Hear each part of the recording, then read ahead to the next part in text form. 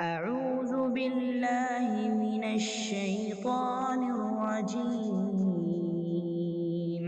بسم الله الرحمن الرحيم. إن الحمد لله نحمده ونستعينه ونستغفره ونعوذ بالله من شرور أنفسنا ومن سيئات أعمالنا. من يهده الله فلا مضل له ومن يضلل فلا هادي له، وأشهد أن لا إله إلا الله وحده لا شريك له، وأشهد أن محمدًا عبده ورسوله. يا أيها الذين آمنوا اتقوا الله حق تقاته ولا تموتن إلا وأنتم مسلمون. يا أيها الناس اتقوا ربكم الذي خلقكم من نفس واحدة وخلق منها زوجها وبث منهما رجالا كثيرا ونساء، واتقوا الله الذي تساءلون به والأرحام إن الله كان عليكم رقيبا. يا أيها الذين آمنوا اتقوا الله وقولوا قولا سديدا يصلح لكم أعمالكم ويغفر لكم ذنوبكم، ومن يطع الله ورسوله فقد فاز فوزا عظيما. أما بعد، فإن خير الحديث كتاب الله، وخير الهدي هدي محمد صلى الله عليه وسلم، وشر الأمور محدثاتها وكل محدثة بدعة وكل بدعة ضلالة، وفي رواية وكل ضلالة في النار. فأعوذ بالله السميع العليم من الشيطان الرجيم. قل هل يستوي الذين يعلمون والذين لا يعلمون. وقال عليه الصلاة والسلام: من سلك طريقا يلتمس فيه علما سهل الله له به طريقا إلى الجنة. صدق اللہ ورسولہ صلی اللہ علیہ وسلم۔ تمام قسم کی ستائشیں و تعریفیں و حمد و ثنا اللہ رب العالمین کے لیے ہے، جو مالک ارض و سما ہے، خالق کائنات ہے، مدبر حقیقی ہے، مالک حقیقی ہے۔ لاکھوں کروڑوں درود و سلام ہو محمد رسول اللہ صلی اللہ علیہ وسلم پر، جنہیں اللہ سبحانہ و تعالیٰ نے سارے کائنات کے لیے رحمت بنا کر مبعوث کیا۔ میں اللہ رب العزت کی بارگاہ میں دعا کرتا ہوں کہ اللہ سبحانہ و تعالیٰ جس طرح ہمیں اس مبارک مجلس میں جمع کیا ہے، اسی طرح ہمیں جنت الفردوس میں جمع کریں، آمین یا رب العالمین۔ ماحول چھٹیوں کا ہے، مئی کا مہینہ ہے، اور ایک بہت بڑی تعداد امتحانات سے فارغ ہو کے اب وہ چھٹیاں منا رہی ہیں۔ اس موقع پر جو بہت ہی بہترین نصیحت ہو سکتی ہے، جو ایک وقی نصیحت ہو سکتی ہے، ہم اس خطبے کے اس منبر سے اس نصیحت کو ہم پیش کرنا چاہتے ہیں۔ نصیحت کیا ہے؟ نصیحت مختصر یہ ہے کہ سب سے بہترین مشغلہ جو ایک انسان کر سکتا ہے، سب سے بہترین مشغلہ جو ایک انسان کر سکتا ہے، وہ علم حاصل کرنے سے کوئی دوسری بہتر چیز ہو نہیں سکتی۔ علم سیکھنے سے، جانکاری جمع کرنے سے، معلومات جمع کرنے سے، کوئی ہنر سیکھنے سے، کوئی سبجیکٹ کی مہارت حاصل کرنے سے، اور کوئی کتاب پڑھنے سے، اور تاریخ پڑھنے سے، سیرت پڑھنے سے بہتر کوئی مشغلہ ہو نہیں سکتا۔ ہم دیکھتے ہیں نوجوان کھیل کود میں وقت ضائع کر رہے ہیں، جبکہ ہم ایسے بھی لوگوں کو دیکھتے ہیں کہ جیسے ہی سمر ویکیشن آتا ہے، وہ مختلف کورسز میں اپنے آپ کو لے جاتے ہیں، اور وہاں پر کوئی زبان سیکھتا ہے، کوئی نیا سافٹ ویئر سیکھتا ہے، کوئی نئی چیز سیکھتا ہے۔ لیکن ہم ہمارے معاشرے میں دیکھتے ہیں، مسلمان معاشرے میں دیکھتے ہیں کہ ان چیزوں کو لے کر بہت ہی پسپائی ہے، ان کے پاس علم کا وہ جوش، وہ مشغلہ نہیں ہے۔ اللہ المستعان۔ اگر آپ مسلمانوں کے علاقوں میں جائیں گے تو آپ کو بریانی کی دکانیں، کھانے پینے کے سینٹرز اور مختلف کھانے، ہے نا، ہر قسم کے کھانے، اس کے آپ کو اڈے ملیں گے، اس کے آپ کو مراکز ملیں گے، اور اس کے لوگ بڑی تعداد میں آپ کو ملیں گے۔ لیکن آپ دوسرے لوگوں کے، ان کے علاقوں میں جاتے ہیں تو آپ دیکھتے ہیں کہ کوئی کوچنگ سینٹر ہے، کوئی ٹیوشن سینٹر ہے، کوئی فلاں چیز سکھانے کی جگہ ہے، فلاں چیز سکھانے کی جگہ ہے، کوئی ایجوکیشن اکیڈمی ہے، کوئی آئی اے ایس کوچنگ سینٹر ہے۔ یعنی ان چیزوں کو ہم دوسرے علاقوں میں دیکھتے ہیں۔ بلکہ ساری دنیا میں یہ تو مشہور ہو گیا ہے کہ مسلمانوں کے علاقوں میں کھانے پینے کے سامان اور اس میں ویرائٹی بہت زیادہ ملتی ہے. آپ پورے ہندوستان میں آپ چیک کر لیجئے, یہی مثال افسوس کہ ہم مسلمانوں نے غیر مسلمانوں کے سامنے پیش کیا. جبکہ ہم ہماری تاریخ پڑھتے ہیں, بلکہ اس سے پہلے ہم اللہ کی کتاب پڑھتے ہیں, اس کے بعد نبی صلی اللہ علیہ وسلم کی احادیث پڑھتے ہیں, اس کے بعد ہماری اسلامی تاریخ کو پڑھتے ہیں, اس کے بعد ہم ہندوستان کی اسلامی تاریخ پڑھتے ہیں, تو ایک سے ایک ایسے نمونے ملتے ہیں جنہوں نے علم کی بنیاد ڈالی, جنہوں نے ایجوکیشن کی بنیاد ڈالی.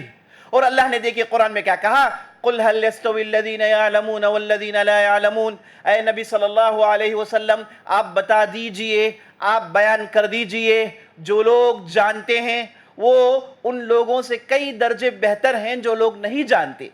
جو لوگ جانتے ہیں اور جو لوگ نہیں جانتے, یہ کیا دونوں ایک ہیں؟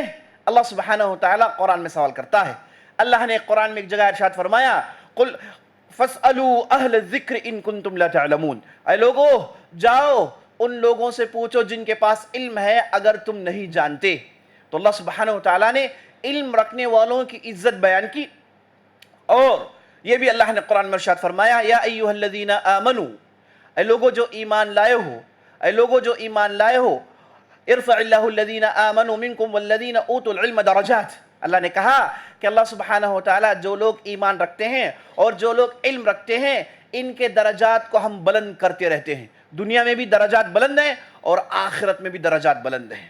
اللہ نے پورے قرآن میں علم والے, علم سیکھنے والوں کی جا بجا تعریف کی ہے, بلکہ یہاں تک ایک آیت میں اللہ نے ارشاد فرما دیا کہ امت مسلمہ میں, اسلامی معاشرے میں کہیں نہ کہیں علم سیکھنے والوں کا ایک ٹیم, علم سیکھنے والوں کا ایک گروہ ہونا ضروری ہے.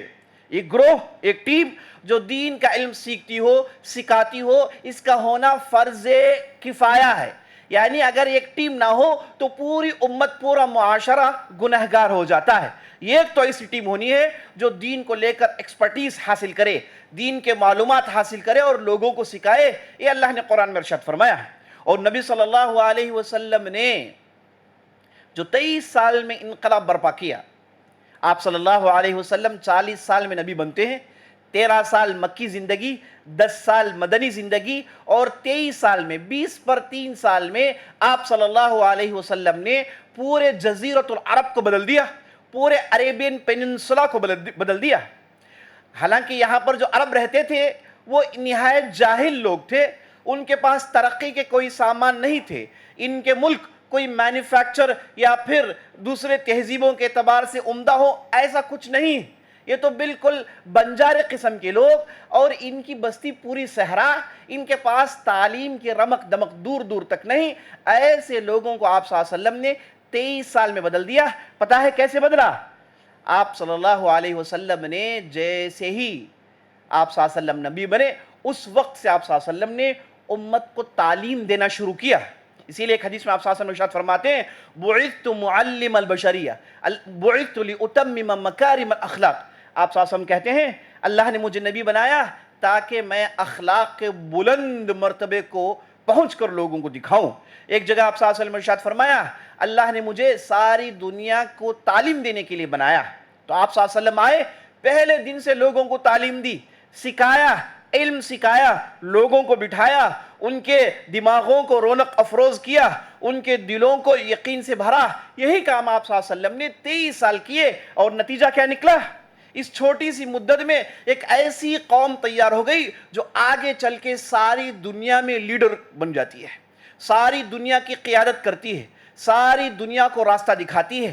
نہ کہ صرف دین کے معاملات میں, نہ کہ صرف ریلیجیس گراؤنڈ میں, آپ ہر میدان میں دیکھیں گے کہ امت مسلمہ نے ساری دنیا کو بہت کچھ دیا, ہر میدان میں. ایجوکیشن کا تو آپ پوچھئے مت. آپ صلی اللہ علیہ وسلم نے ایجوکیشن کی اتنی اہمیت دی, تعلیم کی اتنی اہمیت دی. جب بدر کی لڑائی ختم ہوئی تو آپ صلی اللہ علیہ وسلم کے ہاتھوں بہت سارے مشرکین غلام بنا کر لا لیے گئے, لگ بھگ ان کی تعداد 70 کی تھی. تو آپ صلی اللہ علیہ وسلم نے یہ اعلان کیا کہ بھائی اگر تم رہائی چاہتے ہو تو جاؤ, پیسے دو, رینسم اماؤنٹ دو اور اپنے آپ کو رہا کر لو.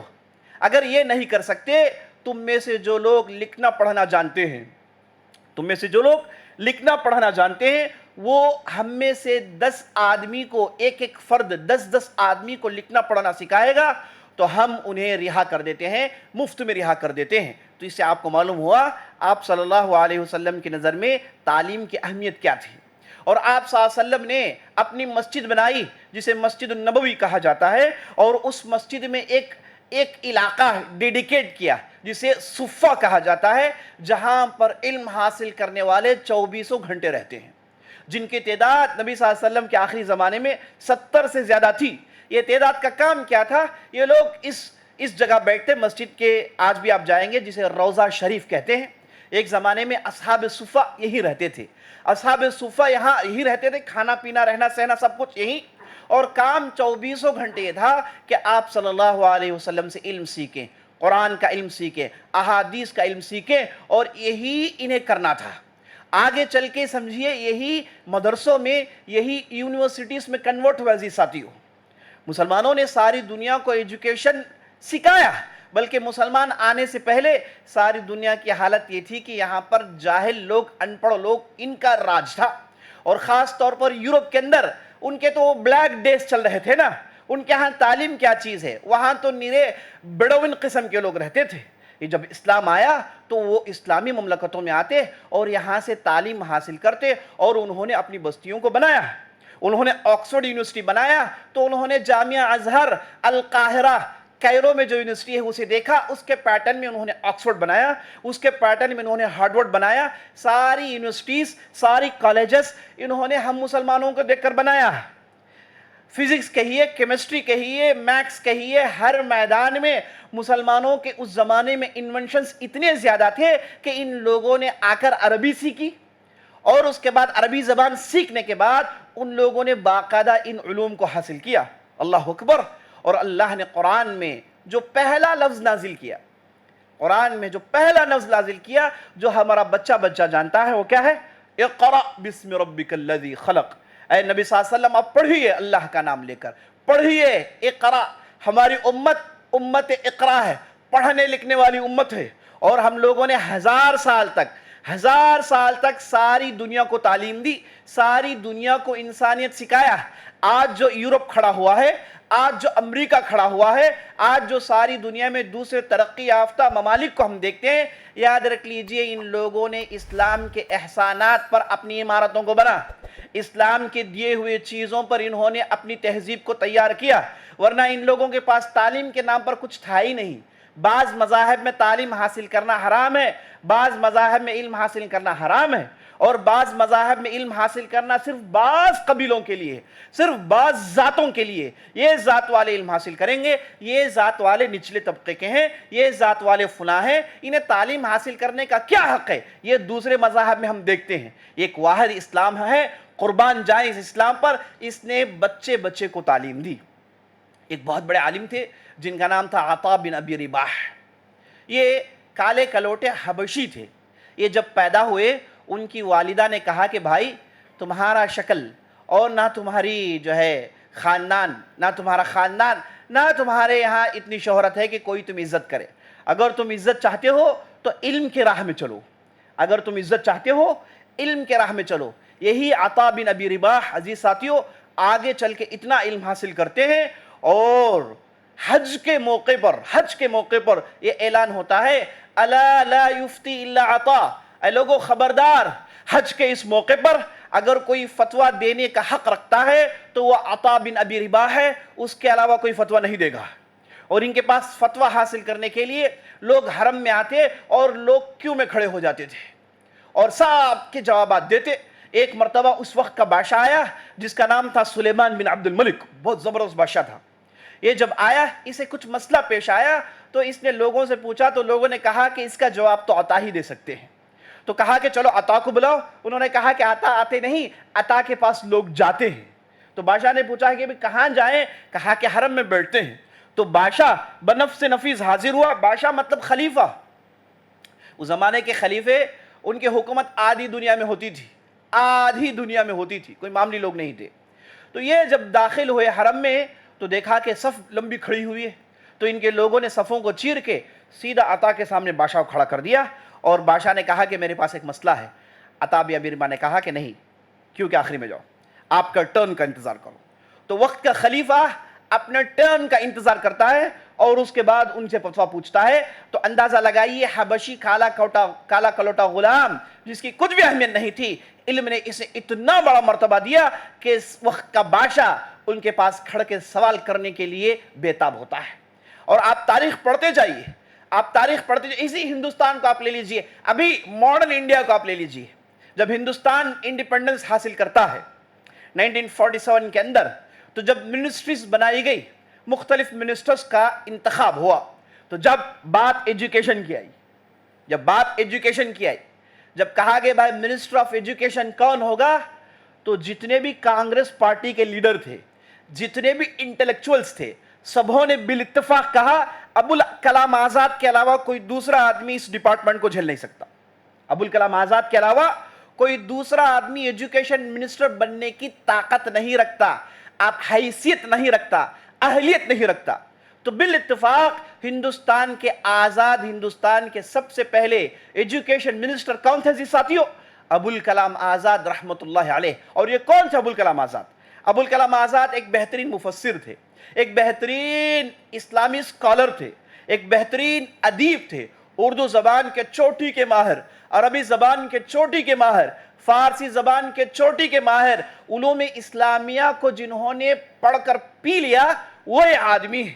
شروع کے 30 سال انہوں نے علوم اسلامیہ اسلامک سائنس میں غیر معمولی مہارت حاصل کی. بعد میں دیکھا کہ امت مسلمہ کی حالت بہت ہی خراب ہو رہی ہے تو وہ سیاست میں چلے گئے تاکہ سارے لوگوں کو پراپر لیڈ کریں. تو سیاست میں جانے کے بعد کانگریس پارٹی کے لیڈر بنتے ہیں. اور جب ہندوستان آزاد ہوتا ہے تو سبوں نے بالاتفاق کہا کہ بھائی اگر تعلیم کی بات ہو، ایجوکیشن کی بات ہو، ابوالکلام آزاد رحمت اللہ علیہ کے علاوہ کوئی اس کام کے لیے موزوں نہیں. بالاتفاق انہیں منسٹر بنایا جاتا ہے. اور وہ کرتے کیا ہیں؟ انہوں نے کیا ہندوستان سارے ہندوستان میں ایجوکیشن کو اتنا عام کیا. آپ ساری دنیا میں جہاں کہیں بھی چلے جائیے، آپ گلف جائیے، آپ امریکہ جائیے، یورپ جائیے، سبوں کے پاس یہ چیز دل میں بیٹھی ہوئی ہے کہ ہندوستانی چاہے جتنا بھی غریب ہو، کار ڈرائیور ہو، ایک بلڈنگ کا واچ مین بھی ہو، لیکن اس کے پاس پڑھائی ہوگی، یہ کم از کم ڈگری اپنے پاس رکھا ہے، اس کے پاس بیچلر ڈگری ہوگی، یا پھر کم از کم اس نے ہائر سیکنڈری پاس کیا ہوگا. ساری دنیا جانتی ہے. جبکہ ہم عرب ممالک میں دیکھتے ہیں ہائر سیکنڈری سٹڈیز کو پاس کرنے والوں کی تعداد بہت کم ہے. ان میں یو جی پڑھنے والوں کی تعداد اور بھی کم ہے، پی جی پڑھنے والوں کی تعداد اور بھی کم ہے، پی ایچ ڈی پڑھنے والوں کی تعداد اور بھی کم ہے. وہاں پر زیادہ لوگ ہائر سیکنڈری سے نیچے ان کی سٹڈیز ہوتی ہے. اب ہندوستان کو آپ دیکھ لیجئے، آپ کتنے کروڑہا پبلک ہے، اس کے باوجود یہاں پر اکثر لوگ یو جی پڑھے ہوئے ہیں. ساری دنیا یہ جانتی ہے. اتنا آسان ایجوکیشن کرنے والے کون تھے؟ لوگوں تک تعلیم پہنچانے والے کون تھے؟ یہ کن لوگوں کے درمیان کام کیا؟ ان کے آس پاس پورے برہمن تھے جنہوں نے کہا کہ بھائی اونچا جو طبقہ ہے، اونچی جو ذات ہے وہی تعلیم حاصل کرے گی، ورنہ دوسرے جو ہیں وہ اپنا پیشہ کریں. اگر کسی کا باپ کسان ہے تو بیٹا بھی کسان بنے، اگر کسی کا باپ لوہار ہے تو بیٹا بھی لوہار بنے، اگر کسی کا باپ بڑے تلتا ہے، سموسے تلتا ہے تو اس کا بیٹا بھی بڑے سموسے تلے. یہی تو یہ لوگ کہتے تھے اس زمانے سے.